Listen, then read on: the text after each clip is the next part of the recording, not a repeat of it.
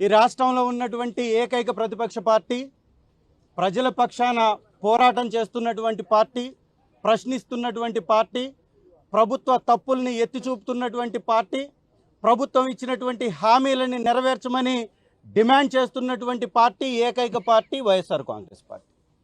వైఎస్ఆర్ కాంగ్రెస్ పార్టీకి ప్రతిపక్ష హోదా ఒక హక్కు. అంబేద్కర్ గారు రాసినటువంటి రాజ్యాంగంలో అధికార పక్షంతో పాటు ప్రతిపక్షం ఉంటేనే ప్రజాస్వామ్యానికి విలువ ఉంటుంది అనేటటువంటి ఇంగితం లేకుండా, జ్ఞానం లేకుండా తెలుగుదేశం పార్టీ, టీడీపీ అంటే తెలుగు దొంగల పార్టీ, తప్పులు దాడులు పాపాల పార్టీగా, చిట్ట చివరికి దేవుణ్ణి కూడా మోసం చేసేటటువంటి మోసగాళ్ల పార్టీగా మార్చేసి ఈ రాష్ట్రంలో ఉన్నటువంటి ఖజానాన్ని దోచేసి, మాట్లాడినటువంటి వారి మీద దాడులు చేసి వారి యొక్క పబ్బం గడుపుకుంటున్నారు. ప్రతిపక్ష హోదా ఇస్తే వీటి మీద చర్చ జరుగుతుంది. ఎప్పుడన్నా చూసామా ఈ గూండాలు, తెలుగుదేశం గూండాలు డైరెక్ట్గా మంత్రుల ఇళ్ల మీద పెట్రోల్ బాంబులు వేస్తున్నారు? చూసామా గతంలో ఎప్పుడన్నా? తెలుగుదేశం పార్టీ మీద వైఎస్ఆర్ కాంగ్రెస్ పార్టీ అధికారంలో ఉన్నప్పుడు ఒక్క నాయకుడి ఇంటి మీద దాడి జరిగిందా? ప్రొటెస్ట్ చేస్తే దాడి అన్నారు. ఏకంగా ఇవాళ మంత్రుల ఇళ్లల్లోకి వెళ్ళి వాళ్ళ కుటుంబాల మీద దాడి, పెట్రోల్ బాంబులు వేసి ఇళ్లని కాల్బెట్టేస్తున్నారు, డైరెక్ట్గా కార్లని కాల్బెట్టేస్తున్నారు. వీటి మీద చర్చ జరగొద్దా? ఏమన్నా మాట్లాడితే ఒక ఎమ్మెల్యేకి ఇచ్చినటువంటి సమయాన్ని మాజీ ముఖ్యమంత్రి గారికి, ప్రతిపక్ష నాయకుడికి ఇస్తామంటున్నారు. కొంచెమన్నా బుద్ధి ఉందా? జ్ఞానం ఉందా? ఈ రాష్ట్రంలో వైఎస్ఆర్సీపీ 11 సీట్లు గెలిచింది. మరి 11 మంది 11 నియోజకవర్గాల గురించి మాట్లాడుకుంటే మిగిలిన 164 నియోజకవర్గాల గురించి అసెంబ్లీలో ఎవరు చర్చించాలి? ఎవరు మాట్లాడాలి? ఆ ప్రజల పక్షాన ఎవరు పోరాటం చేయాలి? ఆ ప్రజా సమస్యలపై ఎవరు పోరాటం చేయాలి? వారి కేటాయింపులపై ఎవరు ప్రశ్నించాలి? వారికి జరుగుతున్నటువంటి అన్యాయాలపై, అక్రమ కేసులపై ఎవరు నిలదీయాలి? ఇవన్నీ వైఎస్ఆర్సీపీ అధ్యక్షులు వర్యులు ప్రతిపక్ష నాయకుడు శ్రీ జగన్మోహన్ రెడ్డి గారు మాట్లాడాలంటే హక్కుగా సమయం కావాలా?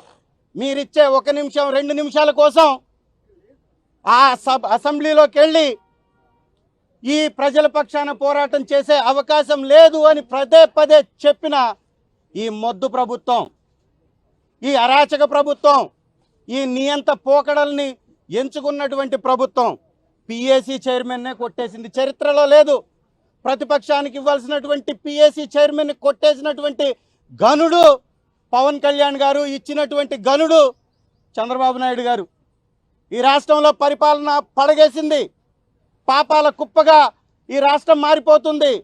ఆంధ్ర అంటే అప్పులు అనే విధంగా 3,20,000 కోట్ల రూపాయల అప్పులు.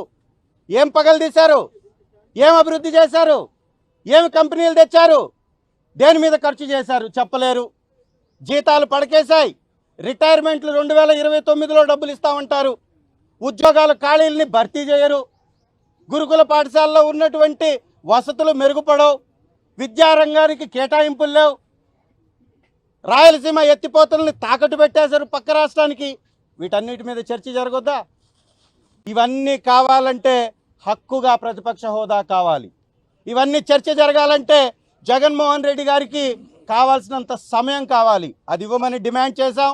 గౌరవ గవర్నర్ గారు ప్రసంగం చదువుతూ పోతున్నాడు. తెలుగుదేశం స్క్రిప్ట్ ఇస్తుంది, వాళ్ళు చదువుతూ పోతారు. వీళ్ళు దోచుకుంటుంటారు, దొంగతనాలు చేస్తారు, లూటీ చేస్తారు. ₹1 పావలాకి ఎకరాల భూముల్ని కట్టబెట్టేస్తారు. గీతం యూనివర్సిటీకి రెజల్యూషన్ లేకుండా 50 ఎకరాలు కట్టబెట్టేస్తారు. ఉర్సా లాంటి ఊరు పేరు లేని కంపెనీలకి 100 ఎకరాలు కేటాయించేస్తారు. వీటి మీద మాత్రం చర్చ జరపరు. అసెంబ్లీకి వస్తే జరుగుతుంది కాబట్టి చర్చ, రాకుండా దాన్ని అడ్డుకునేటటువంటి ప్రయత్నం. శాసన మండలికి వస్తున్నారు, శాసనసభకు ఎందుకు రారంటున్నారు. శాసన మండలికి ప్రతిపక్ష నాయకుడు రాగలుగుతాడా?